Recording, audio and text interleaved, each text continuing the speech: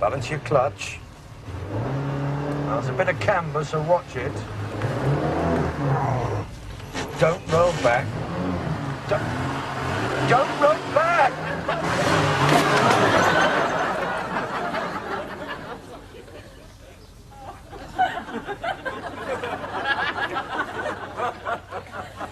I think I ate it.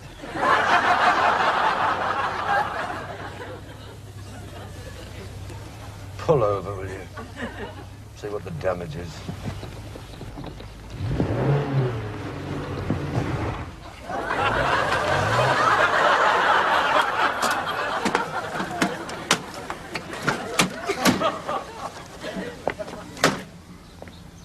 It's all right, Dad. Hardly a scratch. I was thinking of the other car, Matthew. The one you hit. Well, just a few scratches, that's all. You better leave your name and address under the wiper. Why? Just a few scratches? And a dent? It's hardly worth spoiling an unblemished record. Unblemished record? You haven't passed your test yet. Can't we just forget about it? No. No, there's a code of honesty amongst motorists in these sort of situations, and you must follow it. Besides, someone's watching. Where's she gone? Window across the street. Leave your details.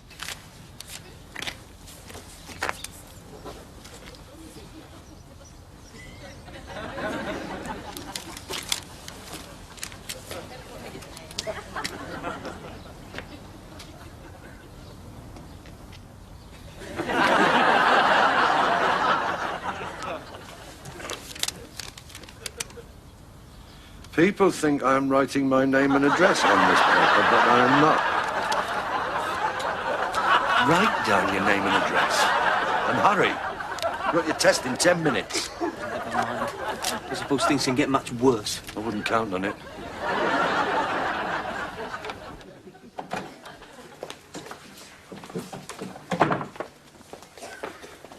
Now, keep calm, Matthew. Try and relax.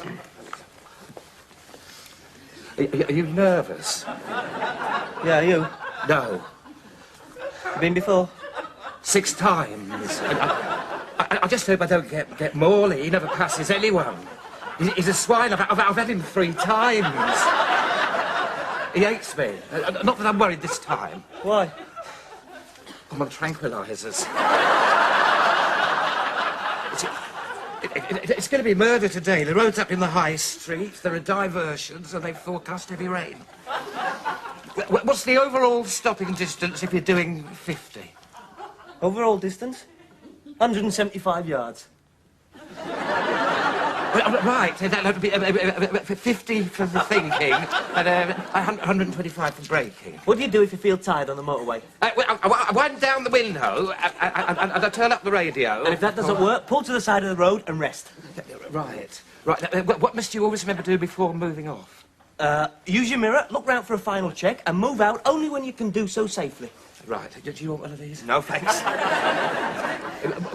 What do you do if you start to skid on ice? Pray.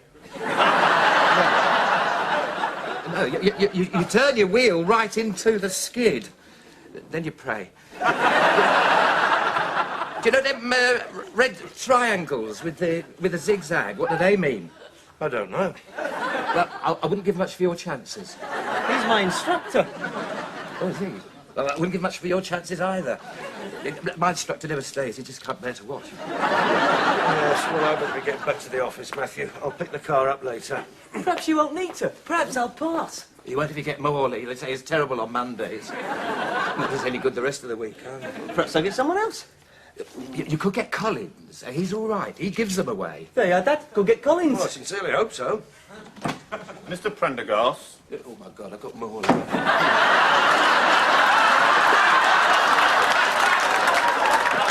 What this means, Dad? You could get Collins. Right.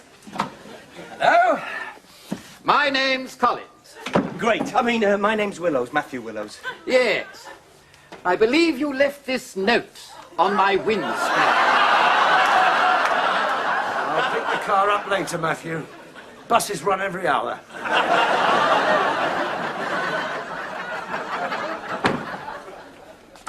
Well?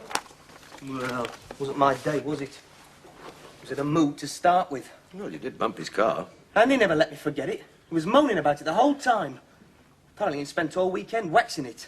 I knew I shouldn't have left my name and address. No, you did the right thing. He'd respect you for it. He didn't. You'll be all right if you get Collins? Not today. You got the whole family in bed with flu. I'm in a terrible mood. Don't make excuses, Matthew. Excuses? Did you see the high street? The road was up, the lights failed. There was a traffic jam and it poured with rain. We're aquaplaning most of the time. Well, you must have done something right. How about the emergency stop? Wonderful. He banged his head on the windscreen. Never mind, there'll be another day. No, there won't. Look, Matthew, everybody has to be tested. It's not pleasant and no one likes it, but that's life. Where are you going? To pick up the car. And when I get back, I don't want to hear how he didn't like you, how everything went wrong, and how the whole world is against you. Just stop blaming others because you failed. Who said I failed? What? Your car's in the drive, Dad.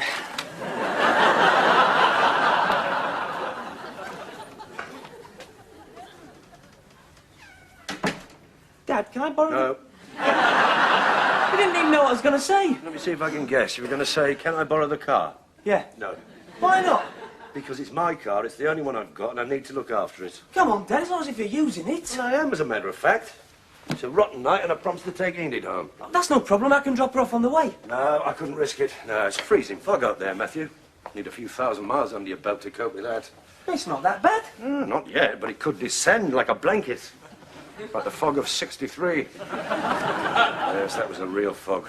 So thick you couldn't see the instrument panel. I was known as Cat's Eyes in those days. Cat's eyes? Did you know that? They used to close in the daytime. Because I could see in any conditions.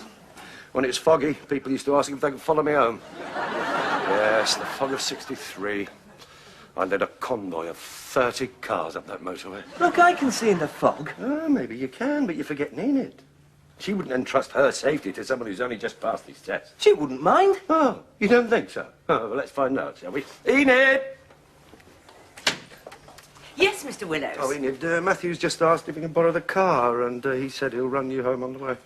I'll get my coat. Enid, I would point out that I am prepared to take you myself. That's all right. Yes, but after all, he's only just passed his test. I mean, we would both understand if you felt safer with a, more experienced driver.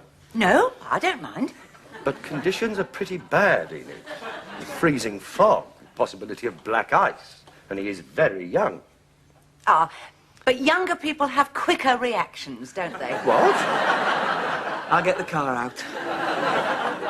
Enid, I appreciate you building his confidence like this, but if you feel safer with me... I don't. Oh, well, if it was that little incident in the supermarket car park, that wasn't my fault. No.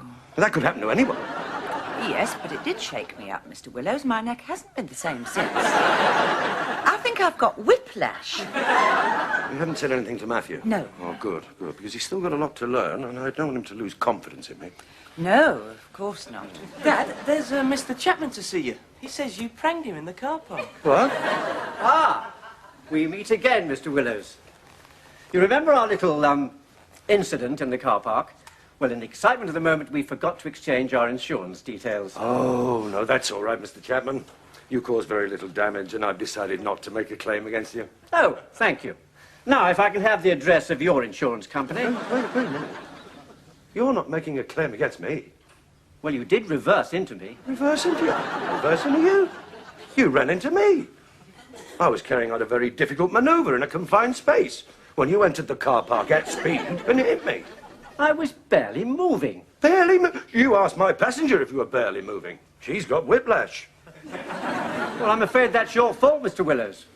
When you came out of your confined space, sharply... Sharply? When you entered that car park like a bat out of hell? I couldn't avoid you. And you made no attempt to stop. Stop? Didn't even see you. Then how could you judge my speed? I see. We've got a lawyer here, have we? I couldn't see you because you were just a blur. Fortunately, I don't have to bandy words with you. I have a witness, Mrs. Thompson. Enid, was there any way I could have avoided that collision? No, See? not if you didn't see him. Why didn't I see him? You were watching the front end. I didn't see him because he wasn't there. Then how did we hit him? We didn't hit him, he hit us. Nobody could have seen him. I saw him. Yes, and why didn't you say something? Because you didn't have time. No, you don't like me to say anything. You lose your temper. I don't lose my temper. Look, I don't think this is getting us anywhere, Mr. Willows. If I could just have your insurance details, please.